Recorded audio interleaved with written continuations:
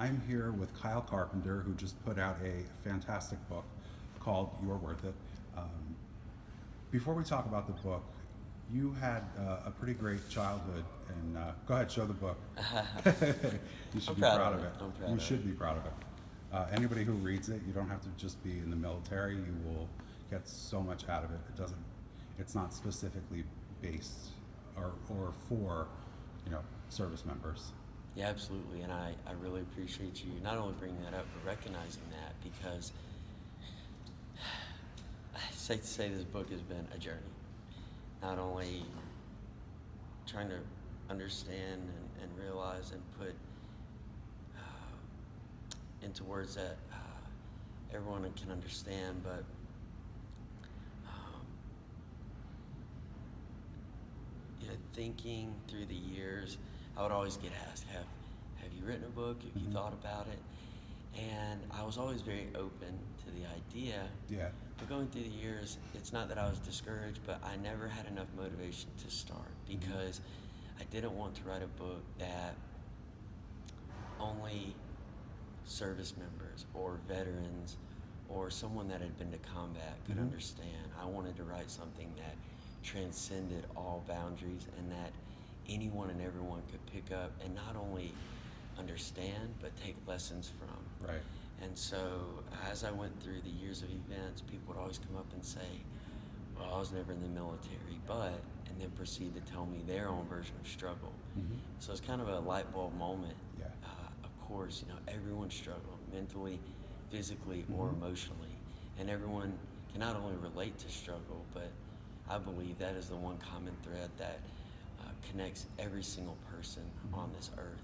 And so, yes, there's a chapter or two about Afghanistan, the attack and the grenade, but it is about so much more than that, and it's really written from the blast on and about what were experiences, but with time turned into life lessons, and with deep thought and self-reflection and hard times, those lessons turn into life perspective, which Right. is what I share with people in this book. I like right off the bat you get into how close you are with your family, and that you had a pretty idyllic life growing up, and family was close. You were very close to your brothers. They were a big support for you and to you while you were over there and when you returned.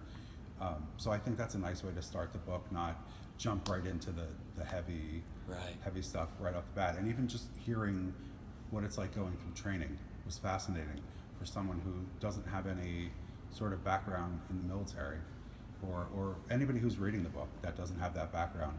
You lay it out very simply, but also paint a very honest picture of it, which Yeah. was really fascinating to read. Hey, thank you. And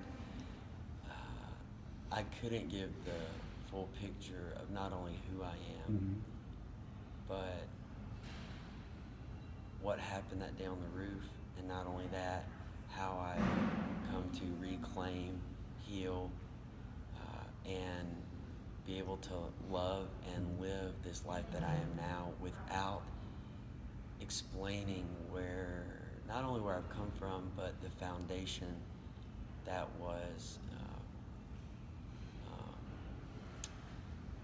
established to me and in my life through my parents, my brothers, my family, and everybody from high school teachers to football coaches and Yeah. just everyone that has shaped and molded me into the person I am today. And I'm so just thankful and grateful that I am that person, and that day on the roof I stepped up to be the person and friend and Marine that I needed to be in that moment, and Yeah. I'm proud of that. When you say this book is for everyone, I don't think somebody who's in their teens or even younger would look at this book and say, "Oh wow, I should really read this." But you start off the book talking about how much your family moved and how you felt like you were starting to belong in one place, and then you would pick up and you move to the other. So right off the bat, even before you get to the very harrowing part of your story, you're already relatable and you're already speaking to people in a way that will help them. And that's just before any of the military stuff comes into play. So I think that's incredible that this is a book that can go through such an age range of people that can get something out of it. Thank you. And just like trying to write from the perspective of struggle so that everyone could understand. Mm-hmm. I wrote it with one of my main goals being to appeal to not only as many people as possible, Mm-hmm. but to go further than that, as many different walks of life, age ranges, and even cultures Yeah. that I could write about and hopefully educate people on and just be more relatable. Right. And this is a book that grips you in page 1. It's just like, all right, I'm in for a ride now. I gotta buckle in. Hold on. Because it's gonna be fun. Yeah, it's gonna be a ride. I've seen a bunch of your appearances while you've been promoting the book. I hear your voice in the book. Do you think that if this didn't happen to you, you would be speaking in the same way? You're very calm, you're very reassuring. You wrote the book obviously after everything happened. So before everything happened, was this who you were before the accident and before, the war? Absolutely. We can look at it as me before the Marine Corps, Mm-hmm. as me before the blast, Mhm. as me before the Medal of Honor, Mm-hmm. as me before a college student. Mm-hmm. And I'm so thankful that I feel like, from now until a kid in high school, Mhm. besides growing up and maturing like everyone does, I feel like I'm the exact same person. Yeah. But because of everything that happened, and which inevitably led to the hardships I faced, Mm-hmm. I would be the same person, but I know that I would have nowhere near, of course, the experience, but the perspective Mhm. on life that I have. What I think says even more about your character than that is that you're still that same person that you were then after all that you went through. You went through a lot of stuff, and to be the same positive, upbeat person who, sure, you probably have days where life gets you down, but just to be as positive and uplifting as you are after all that you've been through, I think that says a lot about you and a lot about your character. I appreciate that. And going back, it started with my foundation. Mm-hmm. But I think everyone in life can reach a certain point of either success, Mm-hmm. fulfillment, accomplishments on their own. Mm-hmm. But I truly believe you can not reach your full potential without good people around you, supporting, loving you, and helping you along the way. Mm-hmm.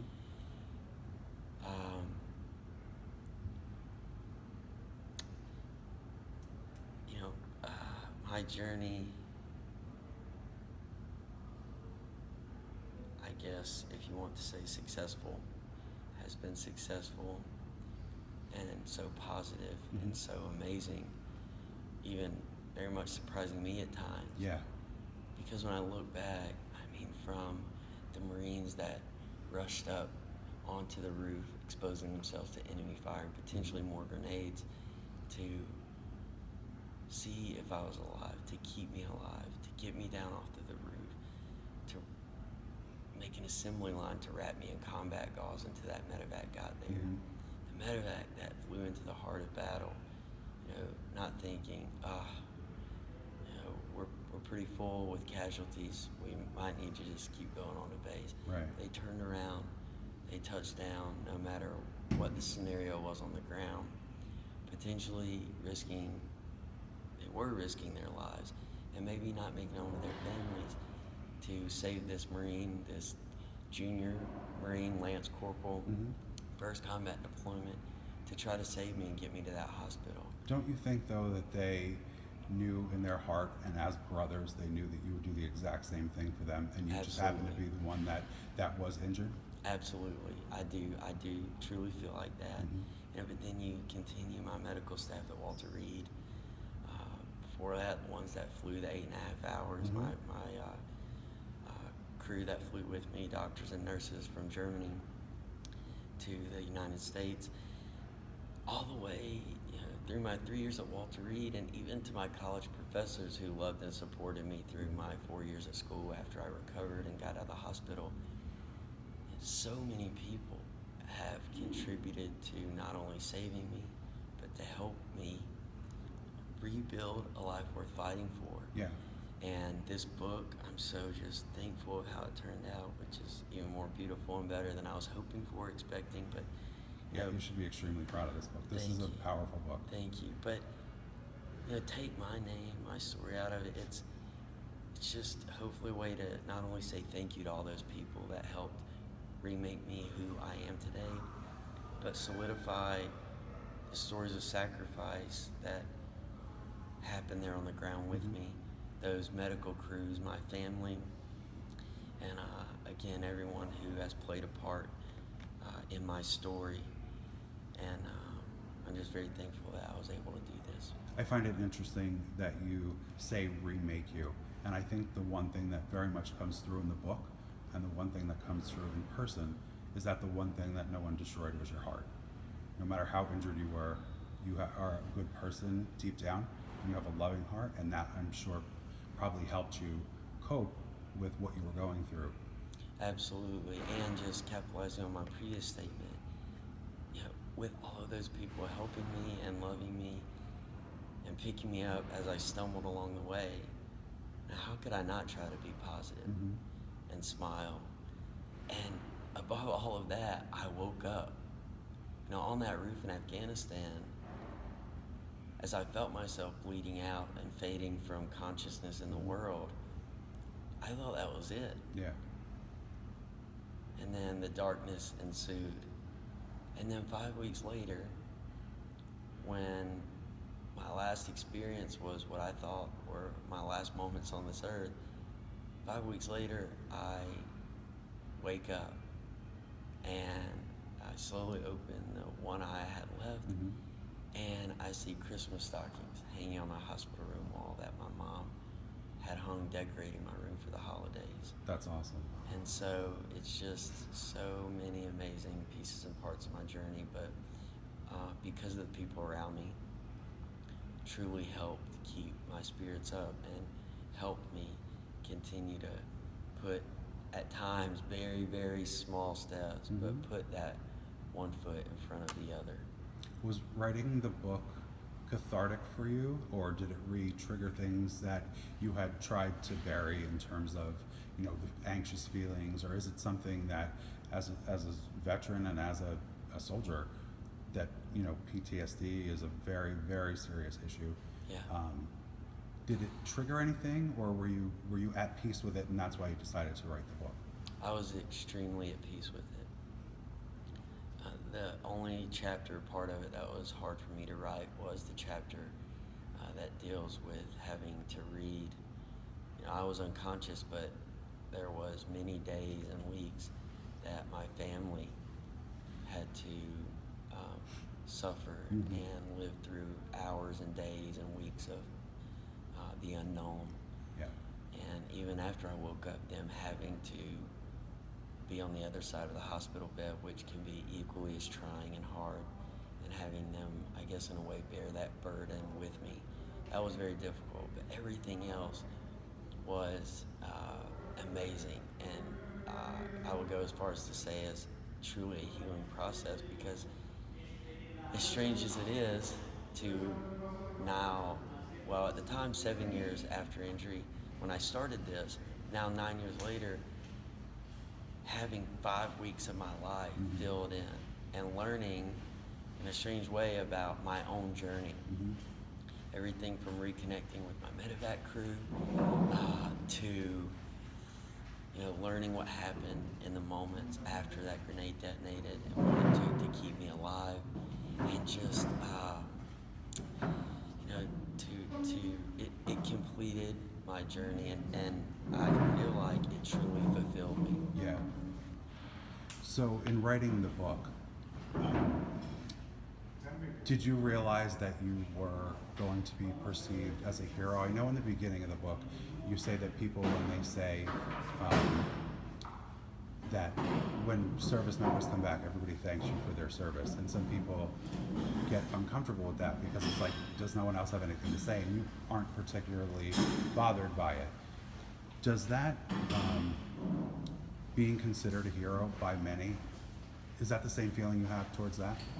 Or do you not even think of yourself as a hero?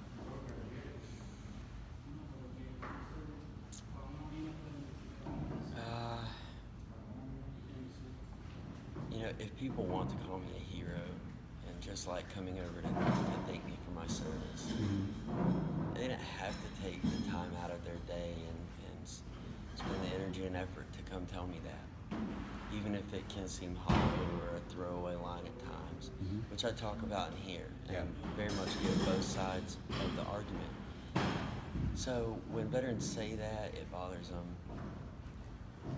I understand what they're saying, but again, you know, that person, they could have not come over and you could have not felt appreciated in that moment. But as far as the hero piece, you know, for the people that call me a hero, I'm very grateful and thankful and so appreciative. But people are calling me a hero for covering a grenade for my fellow Marine.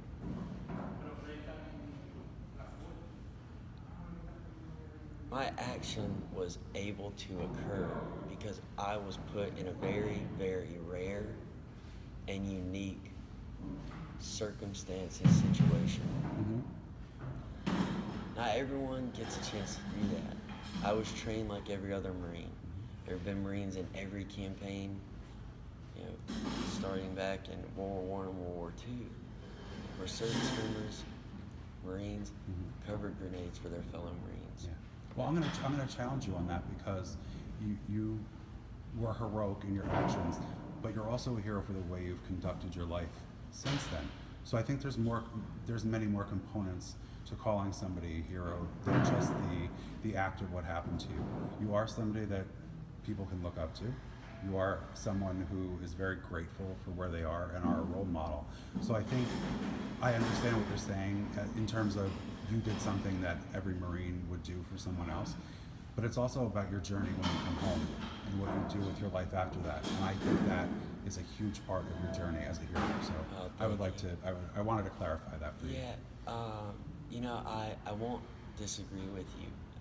Well, that's good, because I'm doing the interview. You can't disagree with me. Yeah, not that I would just walk around saying I'm a hero, but the way I would put it is, I am extremely proud of how far I've come and the things that I've done and accomplished. But to kind of finish the hero piece, yes, we don't know if every Marine would have acted like that. But part of this is kind of trying to convey the beauty of the human spirit.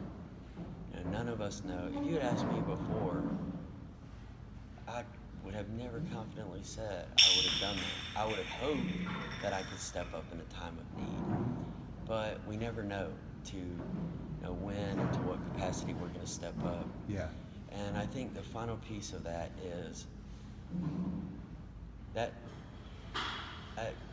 attack, that grenade, you know, was thrown at us, thrown at me, and I was injured by it. But, you know, go back before that and to all service members. I did the exact same thing as everyone else. We all voluntarily, when no one made us, with every option in the world to take on and do besides military service. We walked in that recruiting station, we raised our right hand, and we agreed, although it's very surreal to think about, you might not fully understand what you're getting into, but we agreed to give up to our lives if that time came and if our country needed that. And so I feel like, again, I did what everyone else did, and that unique situation and circumstance occurred, but, you know, maybe we'll never know all the answers to every part of my story, but again, I'm just so proud and thankful that I was able to step up and uphold the amazing legacy and history and tradition of the courageous Marines that have come before me. Yeah. Well, from where I'm sitting, all of you are heroes. Thank And you you. just happen to be the one that I get to thank in person for it. Well, you're worth it. Where'd you get that title from, right? Are you looking, now that the book is written, you have a very outgoing personality. Would you like to do public speaking and bring your story to schools and to, to other veterans' homes and people who are suffering from PTSD, and they can look to you as a beacon of hope? Yeah, I've actually, I've worked for many years to not only get into kind of the realm of speaking, but perfect my craft and continue to not move on, but to impact bigger groups. I always try to work out of my comfort zone, whether it's corporate crowds, elementary school kids, which are always the most interesting, schools, and just any and every type of group, because everyone needs perspective and we can never get enough. And I'm always thankful when people want to have me come speak. I did kind of put my speaking career on hold because I wanted to make this book my utmost priority and do as good of a job as I could have on it. And I'm so thankful I did, because I was going to say, you definitely did that. it turned out how I wanted it to. But now that it's over, and kind of like I talk about in the book, a lot of times you might not know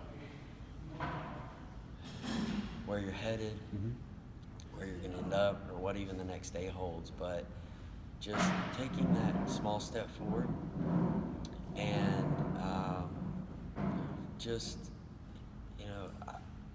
my journey has been a series of unexpected turns. But through all of that, because I think maybe my mind just tried to condition itself into not getting overwhelmed when you get told, hey, you have 3 years left before we can kind of put Humpty Dumpty back together again. Right.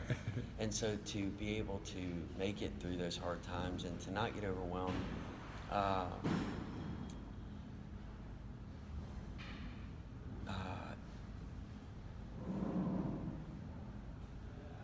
I started to just recite every single day. I don't know where I'm going, really what I'm doing, where I'm going to end up, and again, what tomorrow even holds, what even the next day of therapy or surgery holds. But I'm going to work hard. I'm going to try to be a good person. I'm going to try to do the right things and help people. Yeah. And I can't really go wrong doing that. It's got to take me somewhere positive. Well, it's already taken you somewhere positive, and you've done a really fantastic thing. I have interviewed a couple of soldiers, one who has really put his weight behind PTSD and suicide in service members, and another who lost an arm and a leg in combat. And it's so uplifting to see how grateful you are just to be here on this earth and not focusing on the disability and what you lost over there, but on what you came home to and what you still have.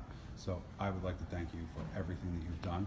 I would like to thank you for the book, and I would like to thank you for everything that you're about to do, because I think it's going to be life-changing for a lot of people. Well, I sincerely appreciate that, and not only thank you for your support, but giving me the time at a couple hours past the work day now, but giving me the time and just the platform you have to help me on my mission of just connecting with people and trying to help people through their own struggles. Well, thank you again. I appreciate your time more than anything. I know you've had a busy week here in New York, so to squeeze me in, But all great stuff. Fantastic. All great stuff. Yeah. It was meant to be to get this interview, Absolutely. so I appreciate it. Thank you. Have a safe trip to Washington. I appreciate it.